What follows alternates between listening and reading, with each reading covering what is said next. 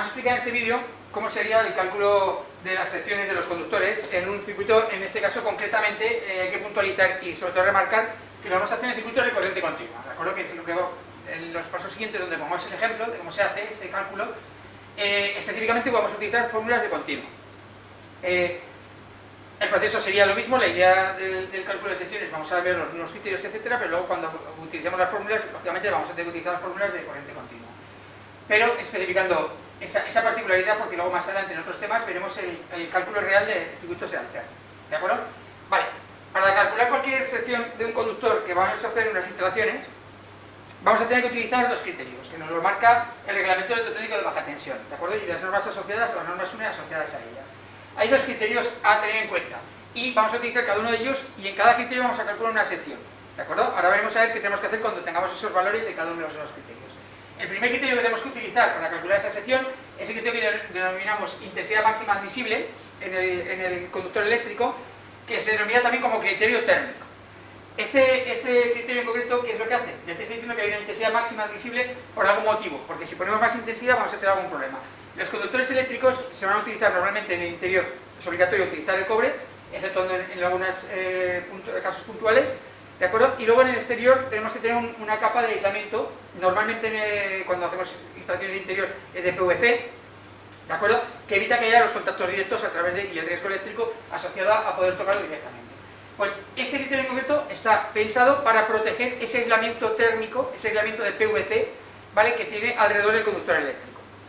¿Por qué es debido a ello? Es debido a que el cobre, por supuesto, va a aguantar, el cobre de aluminio va a aguantar más temperatura, pero el aislamiento termoplástico que tenemos en el exterior, ese PVC, por ejemplo, aguanta 70 grados. A 70 grados empezará a degradarse, con lo cual ya no hará su función, sino que tenemos algún problema que con el tiempo puede agravarse a dar una rotura, un contacto para que dé a la persona, etc. Entonces tenemos que proteger ese aislamiento que tiene el conductor eléctrico, lo tenemos que proteger, que no llegue a esos 70 grados. Para ello, ¿qué se ha hecho? Lo que ha hecho directamente el reglamento es crear una tabla específica, donde nos dice cuál es la intensidad máxima que podemos permitir en cada sección de cable que utilicemos PVC o otro tipo de aislamiento. En este caso, también en la tabla, lo vamos a ver en la tabla, que hay aislamientos de XLPE, el XLPE es polietileno reticulado y aguanta 90 grados para otro tipo de situaciones, ¿de acuerdo? Con lo cual, lo que se ha hecho es, en un laboratorio, hacer ensayos de conductores eléctricos, hacerle pasar intensidad y ver en qué momento la temperatura ya llega a un valor en el cual nosotros consideramos que no es aceptable. Entonces, al final lo que nos resulta es una tabla, y tenemos ahí marcada, a partir de la norma UNE 20460, o en el reglamento electrotécnico de baja tensión, que nos marca en la instrucción técnica complementaria 19, nos marca una tabla, ¿de acuerdo?, donde nos marca esas intensidades máximas para cada circuito. ¿Qué es lo que tenemos que hacer? Pues ir a la tabla, ver la intensidad que pasa en nuestro circuito, ir a la tabla y comprobar una sección que aguanta más de esa intensidad de la que nos va a pasar por nuestro circuito, ¿de acuerdo? Para asegurar que el aislamiento va a estar protegido, ¿vale?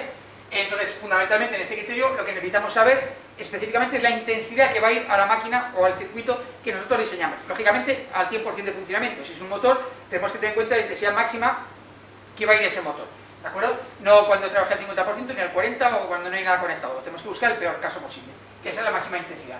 Con lo cual, dato a tener en cuenta, la intensidad máxima que circula. Nos digo las distancias, etc.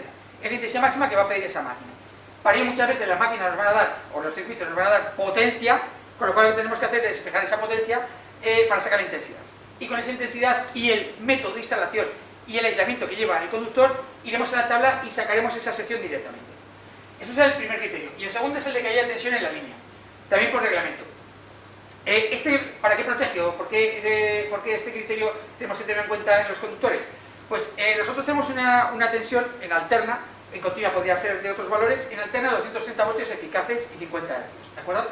Eso es lo que nos gustaría que llegara a las máquinas. Las máquinas eléctricas se construyen para esa tensión, para 230 voltios. Si se construyen para 230 voltios, quiere decir que cuando esté funcionando, su vida útil va a ser la que ha previsto el fabricante, ¿de acuerdo? Va a estar funcionando adecuadamente, se va a refrigerar, va a trabajar adecuadamente. ¿Qué ocurre si hacemos funcionar un motor, por ejemplo, a menos de 230 voltios? El motor va a intentar hacer el mismo trabajo con menos tensión. Como su potencia eléctrica es U por I, inicialmente, en continua, si yo le doy menos tensión, él va a pedir más intensidad. Si el motor pide más intensidad, el motor va a trabajar sobrecalentado, ¿vale? Va a trabajar, va a estar forzado, ¿de acuerdo?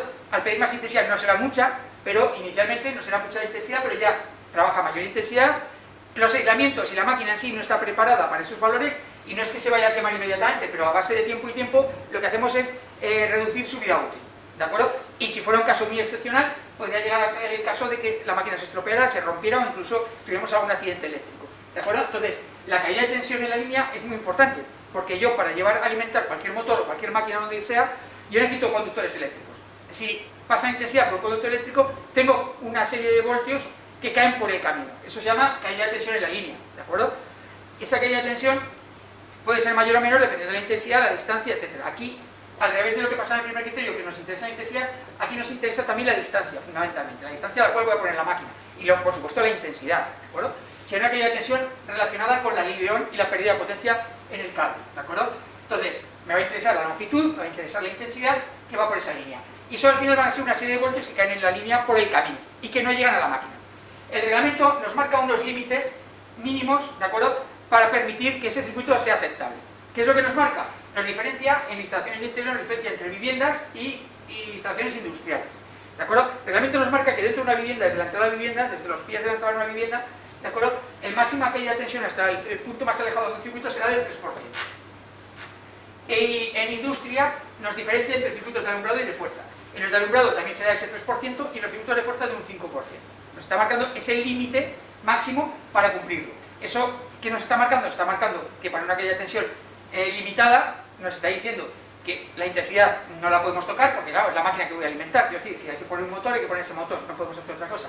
Con lo cual, lo único que puedo hacer, la longitud tampoco la puedo cambiar, porque voy a poner la máquina donde tengo que ponerla, no la puedo poner más cerca. Con lo cual, lo único que puedo tocar es la sección. Con lo cual, ¿qué hago con este circuito? Lo que tendré que hacer es aumentar la sección del conductor para que baje su resistencia, y al bajar su resistencia, que baje la caída de tensión. Lo que me está al final es tocando la sección, ¿de acuerdo? Y al igual que ocurría en el primer criterio. A mayor sección, la disipación de calor es mayor, con lo cual puedo ir más intensidad sin calentarse tanto. Con lo cual, al final, lo que toco con esto es las secciones de los conductores a instalar. Tanto en un criterio como en otro me dará una sección, que puede ser diferente, porque puede haber una máquina que pida mucha intensidad y esté muy cerca, y una máquina que pida poca intensidad y esté muy lejos. Entonces, yo calculo la sección en el primer criterio, calculo la sección en el segundo criterio, y cuando tengo los dos valores, ¿cuál tengo que coger? Pues para coger el valor final tengo que coger el peor de los dos, el más grande, ¿de acuerdo? Que el más grande es el que cumple los dos. Si me da el primer criterio 1,5 y me da el segundo 4 milímetros, tendré que coger 4 milímetros, porque cumple el segundo, que es el más restrictivo, y también cumple el primero porque con 1,5 valía, ¿de acuerdo? Si casualmente hago el problema y me da los dos 2,5, pues cogería 2,5, ¿de acuerdo? Si me da, por ejemplo, 1,5 aquí y 16 aquí, cogería 16. Ese sería. Entonces tengo que hacer estos dos cálculos para hacerlo y elegir, después de él, elegir la sección final, ¿de acuerdo? Lo vamos a ver ahora, lo vamos a ver con un pequeño ejemplo que vamos a hacer en la pizarra, aplicando cada uno de los criterios y viendo cómo se tendría que trabajar y qué operaciones tenemos que hacer para conseguir esa sección final de nuestro circuito. Bueno, aquí tenemos el ejemplo que vamos a resolver. Como estamos resolviendo el cálculo de secciones todavía en continua, con fórmulas de continua, vamos a poner un motor de corriente continua alimentado a 230 voltios, simplemente podríamos alimentarlo a diferentes tensiones en continuo. Pero vamos a poner a 230 por recordar un poquito, pues para aplicar el mismo valor, la misma idea que sería un circuito de alterna, ¿de acuerdo? Pero no es en alterna, estamos aplicando 230 voltios en corriente continua. Y tiene una potencia de 5.720 vatios este motor de corriente continua. Al ser corriente continua estamos en monofásica, ¿de acuerdo? Estaremos en fase neutro, en verdad estaremos en dos conductores positivo y negativo, ¿de acuerdo? Entre dos conductores. Luego también nos interesa, aunque sería respecto al segundo criterio, la longitud. La longitud nos dice que son 28 metros ida y vuelta, ¿de acuerdo? A veces los problemas nos marcan solo la ida. Tendría que decir 14 metros de ida, pues tenemos que multiplicar por 2, porque claro, la caída de tensión va a ser a todo el conductor, ¿de acuerdo? Tanto en la ida como en la vuelta vamos a tener caída de tensión. Y luego también nos tiene que decir qué conductores vamos a utilizar. En este caso vamos a utilizar conductores de cobre, aislado con PVC. Lógicamente, como estamos en continua, serán dos cables, con lo cual será PVC2. Ahora venimos a ver en la tabla qué quiere decir eso, ¿de acuerdo? Tendríamos PVC2. Y el tipo de instalación es una instalación tipo B1. Todavía no estamos metiéndonos en este primer curso con los tipos de instalación, ¿de acuerdo? Pero este tipo de instalación B1 sería el habitual dentro de una vivienda, que metiéramos un tubo corrugado de protección mecánica empotrado en la pared, ¿de acuerdo? Aunque luego en la tabla vamos a ver que lo especifica de otra forma, ¿de acuerdo? Un tipo de conductor metido dentro del tubo corrugado, una pared térmica, bueno, ya lo iremos viendo, pero vamos, es el tipo de instalación habitual B1, y recordamos que el B1 lleva cables unipolares, quiere decir que no es una manguera de dos cables juntos, sino que van sueltos cada uno de ellos, ¿de acuerdo? Es el tipo de instalación que tiene montado. Entonces, lo primero que tenemos que hacer para hacer este cálculo es saber la intensidad que va por el circuito. El primer criterio, no nos queda otro remedio, ¿vale? En el primer criterio de intensidad máxima admisible, ¿qué tenemos que hacer? Pues en este primer criterio, sacar la intensidad. En continua, ¿de acuerdo? La potencia es su por I. ¿De acuerdo? De aquí despejaríamos la intensidad que va a pedir mi motor cuando está trabajando al 100%, que en este caso serían los 5720 vatios partido por 230 voltios. ¿De acuerdo?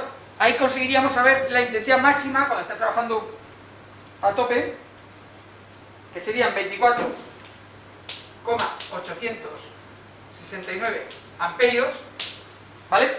Que luego sabemos que los motores pueden trabajar a menos intensidad, pero bueno, si hemos calculado la sección para la máxima, pues desde luego para cualquier otro tipo de intensidad menor, desde luego va a cumplir la condición de reglamento.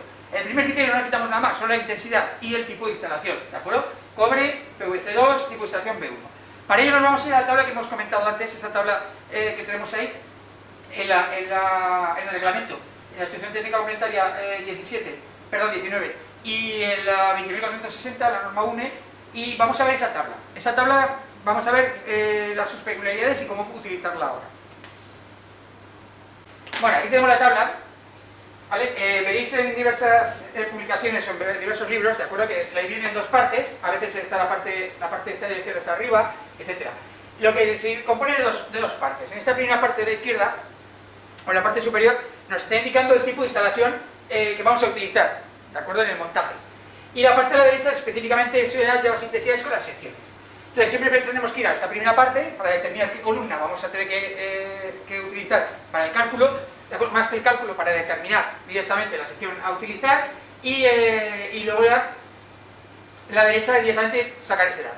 Entonces, si vemos aquí a la izquierda, tenemos diversos tipos de montaje, lo que lo denomina A1, A2, B1, B2, C, D, E, F, G, incluso hay nuevas normas, están dando nuevos valores, ¿de acuerdo? Dividiendo entre cada una de ellas y sacando nuevas características. Dentro de la que a nosotros nos interesa es la B1, que es lo que nos han dicho, que son conductores aislados en un conducto sobre una pared de madera, ¿de acuerdo? Entonces, ese B1 también, si especificamos, vamos a la norma UNE, veremos que aparte nos especifica aquí que todo tipo de corrugado metido dentro de una pared que no sea térmica se utiliza, con lo cual sería el típico montaje de una vivienda empotrada, ¿de acuerdo? Entonces vamos a utilizar el B1, ya vemos que son los conductores unipolares, van sueltos, en diferencia del B2 que van en una manguera. Con lo cual, cuando tenemos B1, directamente lo que tenemos que hacer es ir a nuestro montaje y depende del aislamiento. El aislamiento puede ser PVC, que aguanta 70 grados, y el XLP o EPR, esto es XLP es polietileno reticulado, EPL es etileno propileno. La diferencia fundamental es que este aguanta 70 grados y estos aguantan 90, ¿de acuerdo? Se utiliza para instalaciones mucho más complejas, donde queremos que pase más intensidad, o en redes de distribución, en aéreas, subterráneas, etc. En interior normalmente utilizaremos el PVC. Con lo cual, si tenemos el B1, PVC y el número de conductores 2, ¿de acuerdo? Ya me está marcando directamente que es la columna 6. También podemos ir directamente a la parte derecha y sacarlo. Directamente iríamos al montaje B1, iríamos avanzando por aquí hasta que vemos PVC2, ¿de acuerdo? Y bajamos en la columna 6, ¿vale? Vemos que también está dividido en dos partes. Aquí sería conductores de cobre y aquí de aluminio. En nuestro caso vamos a utilizar conductores de cobre, ¿de acuerdo? En el interior de instalaciones, en vivienda y en industria es obligatorio el cobre, exceptuando que sean condiciones muy especiales que nos permitan utilizar aluminio o cualquier otro conductor que tenga características similares al cobre, ¿de acuerdo? Y que mantenga también su rigidez o sus características mecánicas, ¿de acuerdo? Pero en casos muy excepcionales. Nosotros vamos a ir al cobre. Entonces, ¿qué tenemos que hacer? Cuando sabemos que es la columna 6, lo que tenemos que saber es el dato que teníamos, que eran 24,869 amperios, aproximadamente 25, y iré bajando por esta columna hasta que vea un valor que está por encima de esos 24 y pico, ¿vale? Que vemos aquí. Estos son 27 amperios. Eso quiere decir que este cable aguanta 27, voy hacia aquí, y veo que es un cable de 4 milímetros. Entonces, de aquí directamente en la tabla he sacado que un cable de 4 milímetros de cobre, en las características que yo he determinado, aguanta 27 amperios y cumple la condición de que aguante los 24,869 que yo tenía antes, ¿de acuerdo? Con lo cual, simplemente con ir a la tabla y sacar la sección, indicar en qué columna está, es suficiente para sacar el primer criterio. Es decir, que la condición del primer criterio se cumple con un cable de 4 milímetros de cobre. Bueno, ya hemos calculado la sección necesaria por el primer criterio, lo hemos marcado aquí, 4 milímetros, y a mí me gusta, particularmente cuando utilizo una sección, colocar al lado la intensidad máxima que me daba la tabla, ¿de acuerdo? Para recordarlo y para ver, simplemente comprobar rápidamente que esos 27 amperios que aguantaban los 4 milímetros aguantaban los 24,869 que había, ¿de acuerdo? Ahora nos viene el segundo criterio, que es el de caída de tensión. Y este nos marca el reglamento los límites. El reglamento nos marca, hemos decidido que sea una instalación de vivienda, ¿de acuerdo? Nos ha marcado que hay un 3% de caída de tensión máxima. Entonces yo pongo símbolo de la caída de tensión en tanto por ciento, me dice que es un 3%, ¿de acuerdo? Ese límite me lo está marcando. Me lo dan en porcentaje respecto a la tensión total, ¿de acuerdo? Entonces de aquí, lo primero que tengo que hacer con este valor de la caída de tensión, el símbolo este que vemos aquí diferencial con la V, nos está marcando que es caída de tensión. Es diferencia de tensión que se supone que se asocia directamente a lo que cae la tensión en un conductor, ¿de acuerdo? Si no sería tensión, ¿vale? No sería tensión perdida, la tensión que aplicamos a una máquina no es tensión perdida, ¿de acuerdo? Y en este caso sí, es diferencia de tensión. Cuando tengo este dato, yo tengo que sacar directamente la tensión en voltios, ¿de acuerdo? Entonces, ¿cómo lo haríamos? Es una simple regla de 3. Si los 230 voltios que tenemos de la máquina son el 100%, ¿vale? ¿El 3% cuánto es?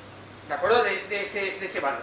Directamente, la caída de tensión la podemos aplicar como el 3% por los 230 voltios partido por 100. Es una regla de 3, no estamos haciendo nada nuevo, ¿de acuerdo? Y serían 6,9 voltios. O sea, me está diciendo el reglamento que desde la entrada de mi instalación, de mi casa, hasta este motor, ¿de acuerdo? Permitimos que caigan 6,9 voltios. O sea, que le puede llegar a la máquina, le puede llegar 23, ¿de acuerdo? 222,1 voltios y cumpliríamos el reglamento. La máquina pues irá un poco forzada, pero bueno, eso no repercute mucho en su vida útil. Vale, con este dato de caída de tensión hay fórmulas ya directamente que me sacarían la sección. ¿De acuerdo? Hay una serie de fórmulas que tanto en los apuntes como en los libros se utilizan directamente y me sacan la sección directamente, ¿vale? Incluso algunas con la potencia o con la intensidad. Pero a mí me gusta hacerlo paso a paso para que entendamos qué es lo que estamos calculando, ¿vale? Vamos a verlo. ¿Qué quiere decir la caída de tensión? La caída de tensión es la ley de Ohm, al fin y al cabo, ¿de acuerdo? Porque es la V. En la ley de Ohm de continua, caída de tensión también será R por I, ¿de acuerdo? Sea resistencia de la línea por intensidad. Yo tengo ya el máximo valor. Vamos a calcular el peor caso posible. El peor caso posible son 6,9 voltios. Vamos a ajustar, o sea, vamos a hacer todos los cálculos al caso justo que cumple el reglamento. Si yo calculo todo y la sección para ese caso justo, lo único que tengo que hacer es colocar una sección mayor y entonces ya cumpliré la condición, ¿de acuerdo? Ese es el truco que vamos a hacer. Con lo cual, hacemos los cálculos en el límite y a partir del límite, cuando sacamos la sección límite, cogemos una sección superior. Vale, tengo la caída de tensión que ya sé cuánto es, 6,9, y la resistencia de línea y la intensidad. La intensidad la conocemos del caso anterior, del criterio de intensidad máxima, ¿de acuerdo? ¿Qué es lo que puedo calcular? Pues la resistencia de la línea, ¿de acuerdo? La resistencia de la línea será la caída de tensión en voltios partido por I, por lo que es lo mismo, 6,9 voltios partido por los 24,869 amperios que yo tenía, ¿de acuerdo? Con lo cual, para que caigan 6,9 voltios exactamente, los 6,9 voltios, tendría que haber una línea de 0,277 ohmios. O sea, si yo coloco unos cables que tuvieran, en la longitud que tenemos de 28 metros, que tuvieran justo 0,277 ohmios, justo cuando esté el motor funcionando a tope, caerían 6,9 voltios. O sea, estamos en el límite del reglamento, ¿de acuerdo? Ahora yo tengo la resistencia línea que tendría que cumplirse. ¿Qué sabemos de la resistencia línea? Pues la resistencia línea ya conocemos de otros temas de continua. ¿Cuál es el valor o la fórmula de la resistencia de línea o la resistencia que tiene un conductor eléctrico rectilíneo cilíndrico como los que utilizamos habitualmente? ¿De acuerdo? Ese valor sería, esa resistencia de línea sería igual a resistividad del cobre a 70 grados por la longitud partido por la sección. ¿De acuerdo? Esa es la fórmula de la resistencia eléctrica de un conductor rectilíneo circular. ¿Vale? ¿Qué tenemos aquí? ¿Qué tenemos aquí? Pues hay muchos datos que nos da ya el fabricante. Lógicamente la resistividad del cobre a 70 la tenemos, es un dato, ¿de acuerdo? La longitud de la instalación también la tenemos, lo que no tenemos es la sección, que es lo que queremos despejar. Entonces yo puedo despejar de esa fórmula, de lo que tenemos ahí, despejo la sección. Si despejo la sección, me queda que la sección, ¿vale?, será la resistividad del cobre a 70 grados por la longitud partido por la resistencia de la línea. ¿Vale? Y ahí ya tenemos despejada la sección que queremos, que es justo la del límite, ¿de acuerdo? Tengo que poner valores. La resistividad del cobre, vale, la resistividad del cobre conocemos hasta ahora de lo que habíamos visto en otros apuntes, de acuerdo, en otros temas, la resistividad del cobre. Ya sabéis que es una característica de cada material que nos está indicando lo bueno o mal conductor que es de la electricidad. El cobre es buen conductor de electricidad porque lo utilizamos para conductor eléctrico, ¿vale? Lo que pasa es que aquí vemos una peculiaridad, un cambio diferente. Vemos la resistividad del cobre a 70 grados, ¿de acuerdo? ¿Por qué a 70 grados? Porque el reglamento nos indica que tenemos que buscar el peor caso posible. Hasta hace poco se utilizaba la resistividad del cobre a 20, a temperatura normal, ¿de acuerdo? Pero claro, eso es un caso particular. Cuando es el caso más peligroso es cuando tendríamos el conductor ya a 70. La resistividad, al igual que ocurre la resistencia con los materiales, habitualmente en los conductores aumenta con la temperatura, con lo cual no es la misma resistividad a 20 grados que a 70, en concreto aumenta la del cobre, ¿de acuerdo? Por eso nos dice el reglamento que hay que buscar el caso peor. El caso peor es esa resistividad del cobre a 70. No utilizar la de 20, que sería 0,018 o no, 0,01786, que es la que utilizamos nosotros, ¿de acuerdo? Entonces, ¿qué es lo que tenemos que hacer? Lo que tenemos que hacer directamente, ¿vale?, es utilizar la resistividad del cobre a 20 grados, que sería 0,01785, ¿vale? Ohmios, milímetro cuadrado partido por metro, y multiplicarlo por un factor que es 1,2, que es el factor que nos multiplica el dato de los 70 grados, ¿de acuerdo? Al utilizar ese factor en la resistividad, ¿de acuerdo?, pasamos esa resistividad directamente de 20 grados a 70, ¿vale? Hay otras tablas, otra serie de tablas que nos indica el tema que nos da ya el valor hecho, ¿de acuerdo? Pero que lo veamos que sale de aquí, de que pasamos la resistividad de 20 a 70. Ahora multiplicamos también la longitud, ya nos la han dado, que son 28 metros, hay que poner la ida y vuelta, y la resistencia que ya tenemos, 0,277 ohmios, ¿vale? Y si aplicamos esta fórmula, 0,01785 por 0,01785 por 1,2 por 28 metros y dividido por 0,277, me da una sección de 2,165 milímetros. Milímetros cuadrados. Recordamos que el tema es que este es el límite, esta es la sección límite justo, que si yo coloco, instalo el motor que me han pedido y lo instalo con un cable, si existiera, me lo pudiera hacer un fabricante de 2,165 milímetros cuadrados, justo que haría 6,9 voltios, ¿de acuerdo? ¿Qué es lo que tengo que hacer? Lo que tengo que hacer, este criterio no acaba aquí, lo que tengo que hacer es decir que comercialmente, ¿qué cable cogería? ¿Vale? Pues yo lo que tendría que ir es, por ejemplo, si no sé los cables comerciales que hay, iría a la tabla del primer criterio, que sí que están todos los comerciales, ¿de acuerdo? Si no, ya no lo sabemos, que por encima de 2,165 milímetros está el cable de 2,5. Con lo cual, si el 2,165 lo cumple, el 2,5 también lo cumple. Con lo cual, vamos a tomar ese dato de sección comercial, ¿de acuerdo?, a utilizar de 2,5, 2,5 milímetros cuadrados, ¿de acuerdo? Y lo vamos a poner aquí en el segundo criterio, 2,5 milímetros cuadrados. Vale, cuando ya tengo hecho los dos criterios, ¿qué es lo que tengo que hacer ahora? Lo que tengo que hacer ahora es decidir cuál de los dos influye en la sección final. Ya hemos dicho que tiene que ser el peor, yo tengo 4 milímetros y aquí tengo 2,5, ¿de acuerdo? ¿Cuál la sección final? Pues la sección final, lógicamente, tiene que ser la de 4, que es la que cumple los dos criterios, 4 milímetros cuadrados, ¿vale? Y es la que cumpliría los dos criterios, tanto el criterio de intensidad máxima admisible térmico y el criterio de caída de tensión, ¿de acuerdo? Esos 4 milímetros sería el cable a colocar, por reglamento, con lo cual estaríamos dentro de la normativa y no tendríamos ningún problema inicialmente, ¿de acuerdo? Y esto es la forma de calcularlo en continua, recordamos, cuidado, porque aquí hemos utilizado fórmulas de continuo, ¿vale?